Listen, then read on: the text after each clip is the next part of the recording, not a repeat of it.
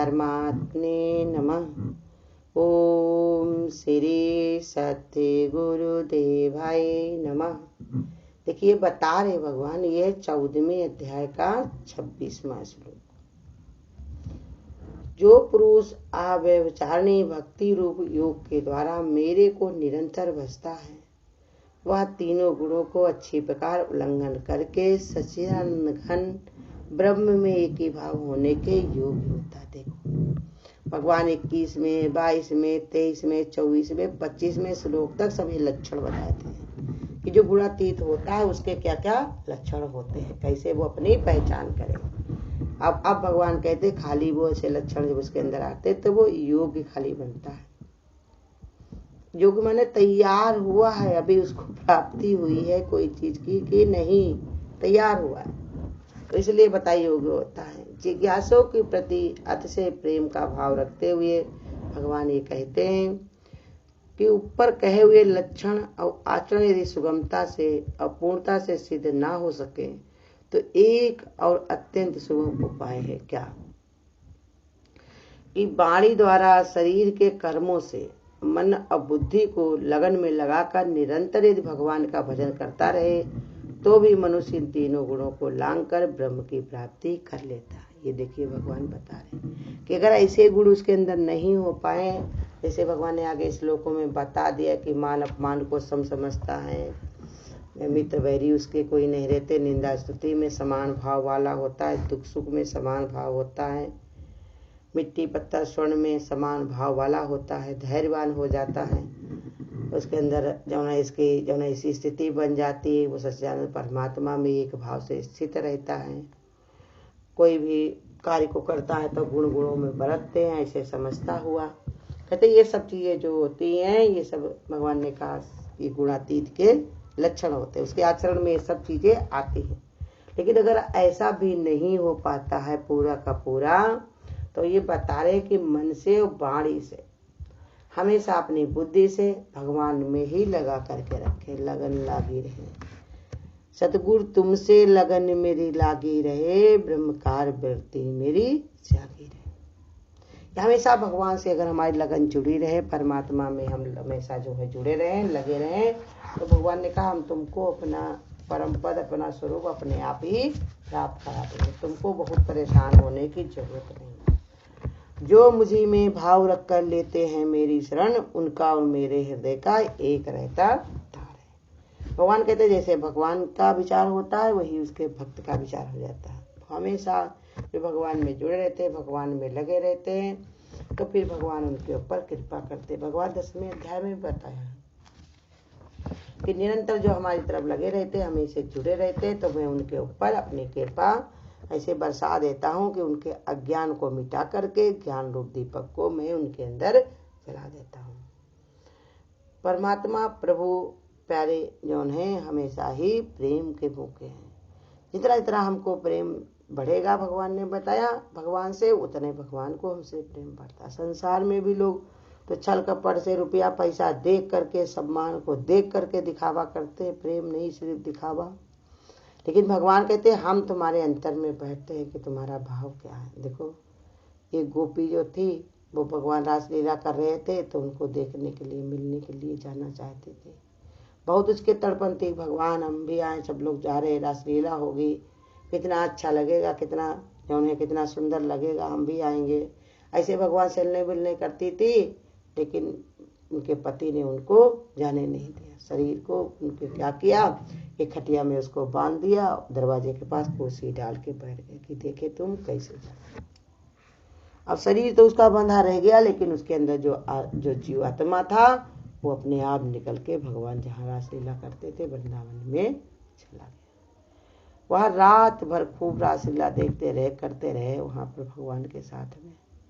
सुबह हो गई तो उसको कोई चिंता नहीं, वो तो भगवान में रमी पड़े, क्योंकि भगवान को फिक्र थी उनकी। भगवान ने आकर के वही जो शरीर उसका खटिया पे पड़ा था उसी में प्रवेश करके घर के झाड़ बरहोर बर्तन चौका सब करने लगे। जब उसका खूब धूप निकल आई, सब लोग अपने अपने घर चले गए, तब वो भी उसकी भी जीवात्मा आई तो देखा कि भगवान उसके घर के कैसे काम कर रहे हैं। रोने लगी, कहने लगी भगवान तुम अपने भक्तों के लिए क्या क्या नहीं करते हो। आए हमको कैसे शक्ति दी, हमको अपने पास बुला लिया, रासलीला भी दिखाई और यहाँ आकर मेरा सारा काम करवा दिया। कैसे हमारे ऐसे ही भगवान हमारे सबके अंदर प्रवेश होकर के ही सब काम करवाता है। उसी की लीला से, उसी की शक्ति से होता है। हम लोग वो बस इच्छा कामनाओं के बस, अहंकार के बस नहीं जान पाते हैं। कहते हैं किया तो हमने, कैसे भगवान को कहते। तो इसलिए भगवान साधक, भगवान कहते नहीं, अगर तुम ऐसे कर पाते तो ऐसे निरंतरता बना लो ना। हमेशा भगवान के ऊपर तुम्हारा मन, भगवान ने कहा लगा रहे, भगवान में ही तुम्हारा मन लगा रहे। निरंतर अगर वाणी से, शरीर से भगवान को ही कर्म अर्पण किए जाए, मन और बुद्धि से लगन लगा करके निरंतर यदि भगवान का भजन करता रहे तो मनुष्य तीनों गुणों उसको लांग करके ब्रह्म की प्राप्ति कर लेता है। ये तीनों गुण उसके ऊपर असर नहीं करते हैं। जो चीज में ज्यादा मन इंसान का होता है वो धीरे धीरे वही स्वरूप हो जाता है। भक्ति योग की महिमा बताई गई है, जिसका पूरा वर्णन भगवान 12वें अध्याय में भी कर चुके हैं। भगवान ही सर्वज्ञता, सर्वव्यापता, सर्वशक्तिमानता और सोहता पर पूर्ण विश्वास करके उन्हीं को अपना परम प्रेमास्पद और हितैषी समझते हुए अन्य किसी का आश्रय लिए बिना जब उसकी भक्ति को हृदय में धारण किया जाता है तो वही भक्ति अव्यभिचारिणी भक्ति कहलाती है। उन्हें कोई व्यभिचार नहीं होता। देखिए, एक पतिव्रता स्त्री जो होती है वो अन्य पुरुष में कोई मन नहीं लगाती, तभी वो पतिव्रता कहलाती है। ऐसे भगवान का भक्त भी होता है जो है वो कभी भी और चीज में कहीं भी जा करके कुंडी ना खड़का, किसी के दरवाजे पर भीख मांगने ना जाए। माने ऐसा एक राम जी की दूजी ऐसा छोड़। सुदामा को देखो, उनके भाई रोज जाते थे एक राजा के वहां उनकी वाहवाही करने के लिए, महिमा गाने के लिए, उनकी प्रवासी करने के लिए। लेकिन सुदामा अपना वही अपने भगवान का ही भजन मंदिर बनाए हुए थे। जब जो भी उनको भिक्षा में मिलता खाते, नहीं मिलता तो भूखे रहते, पानी पी लेते। अब भगवान के मंदिर में आके फिर उनकी आरती पूजा इन्हें मिलने करने लगते, लेकिन मांगते तक तो नहीं थे वो। सुदामा इतना भरोसा था कि भगवान ने जो भी दिया है, जैसा भी दिया सब बहुत अच्छा है। सुदामा की पत्नी परेशान रहती थी कि देखो तुम्हारे मित्र थे द्वारकाधीश हैं, तुम जाकर के उनसे क्यों नहीं कुछ ले आते हो। भेजा भी, तब भी वो वहां जाकर के भी कुछ मांग नहीं पाए। अब उनके भाई जो थे रोजाना बजाकर महिमा गुणगान गाते थे राजा की, तो राजा खूब उनको देता था। अब वो अगर नहीं कुछ मांगे तो क्या भगवान ने सुदामा को कुछ नहीं दिया? सब कुछ दिया। सोने का महल बनाया, घर में क्या क्या नहीं भर दिया। तो ऐसे संसार की भी चीजें भी भगवान अपने भक्त को देते हैं और उनके अंदर अथाह शांति रहती है, अथाह संतोष रहता है। जब आवे संतोष धन तो सब धन थो समान। इतना संतोष होता है जिसे भगवान को पा लिया तो बाकी क्या रह गया। जब परमात्मा ही हमारा हो गया तो किसी और को बनाने की हमको क्या जरूरत है। इसलिए हमेशा वो परमात्मा में ही, अपने प्रीतम की प्रसन्नता की साधना में ही मगन रहता है। परम प्रभु परमात्मा से प्रेम करके उसके विश्वास में चित्त स्थिर करता है। मन निर्विकार हो जाता है, बुद्धि सम हो जाती है, हृदय में अनुराग भर जाता है। यही उसकी उपरामता, यही गुणातीत के लक्षण हैं और यही सब भगवान के भक्त की गुरु गति पहचान होती है। तो हमेशा भगवान में रमा रहता, परमात्मा में ही लगा रहता है, तभी उसकी भक्ति को भगवान कहते हैं वही अव्यभिचारिणी भक्ति। माने कोई व्यभिचार नहीं, व्यभिचार दोष। सती स्त्री अगर किसी और में मन लगाए तो वो व्यभिचारिणी कही जाएगी। अपने पति चाहे जैसा भी हो उसी में मन रमाती तो उसको सती कही जाती है। ऐसे ही भगवान का भक्त परमात्मा में ही मन लगाए, ना कोई राजा, ना कोई इंसान, ना कोई देवी, ना देवता, एक भगवान की शरण हो करके सब भगवान पर ही छोड़ करके निरंतर भगवान का ही स्मरण करे। मन हरिओम गाले, नाम जपने की आदत बना ले। परमात्मा की भक्ति में ही वो रमा रहता है। इसलिए कहते वो सर्वशक्तिमान परमात्मा को हृदय उसका, भगवान ने कहा हृदय सुहृदय बन जाता, परमात्मा से जुड़ करके सुंदर हृदय हो जाता। हर समय वो आनंद से भरा रहता, परमात्मा की भक्ति से ओतप्रोत रहता है। पूर्ण विश्वास जब हो जाता तो परमात्मा में ही वो खो जाता, परमात्मा को ही परम हितैषी समझता है। सच में संसार में हम लोग दूसरे के पास जाते हैं, परेशान होते कि ये मेरा फायदा करा दे, ये करा दे। जिसका भगवान बैठा है करने वाला वो नहीं अगर कर पा रहा मेरे लिए, अगर मेरे भाग्य में दुख है तो भगवान कहते हैं हमको तुमको दुख थोड़ी देते हैं।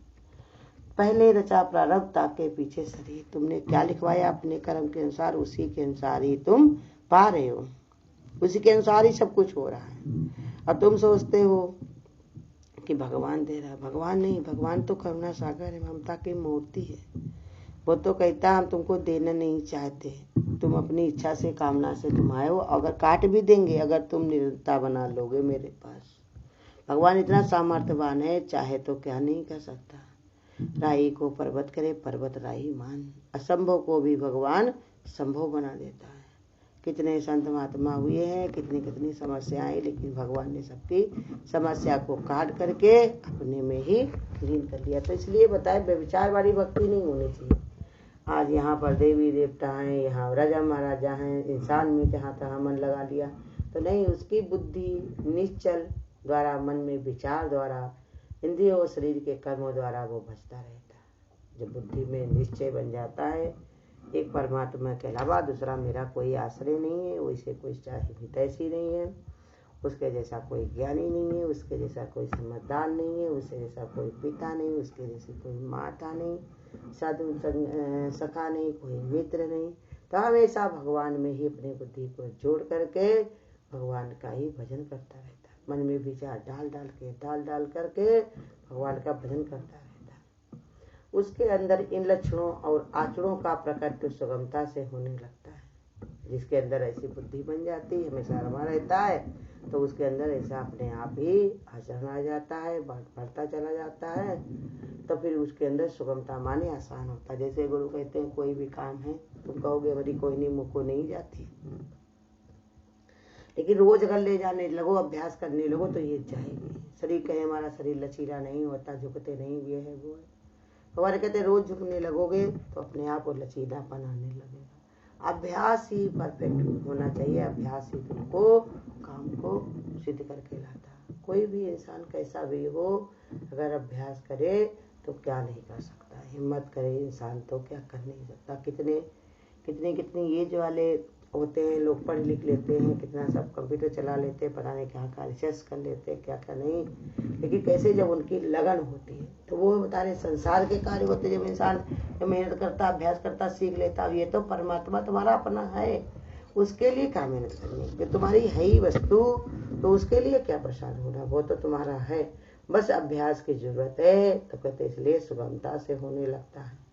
एक महत्वपूर्ण बात ये भी बताई गई है कि भक्ति योग द्वारा जो सगुण साकार या सगुण निराकार रूप से परमात्मा की उपासना की जाती है, उसका फल भी निर्गुण निराकार ब्रह्म की प्राप्ति है। करे देखो, चाहे कोई सगुण साकार परमात्मा की उपासना करे, चाहे निर्गुण निराकार की, रूप एक ही है। संसार के करतार का आकार न होता तो उसका ये संसार भी साकार न होता, अलग नहीं है। बस ये साकार में निराकार का भाव रखो, और जो निराकार परमात्मा उसका साकार भाव रखो कि हर जगह तुम ही व्यापक हो, भगवान तुम ही हर जगह विद्यमान हो, तुम्हारी ही सब झांकी है, तुम्हारी ये सब लीला है, तुम्हारी ये सब कार्य है। ऐसा विचार करो। कहते जब आता है तो भगवान ने बताया कि वो परमात्मा को, ब्रह्म को प्राप्त कर लेता है। हरिओम। अगर आपको आज की वीडियो अच्छी लगी हो तो वीडियो को लाइक और शेयर करना ना भूलें। आगे की वीडियोस देखने के लिए चैनल को सब्सक्राइब करें और नोटिफिकेशन बेल